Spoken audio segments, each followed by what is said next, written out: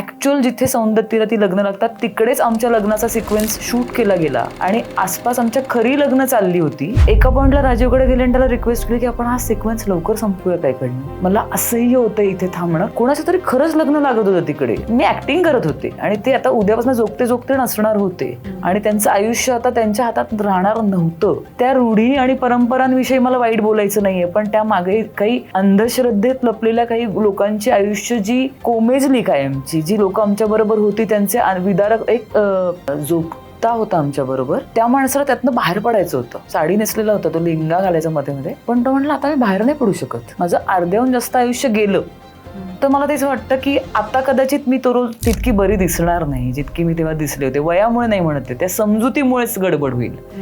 तुमच्या एका निरागस आयुष्याची वाट लागतानाची जी गोष्ट निरागस डोळ्यातनच बाहेर येऊ शकते.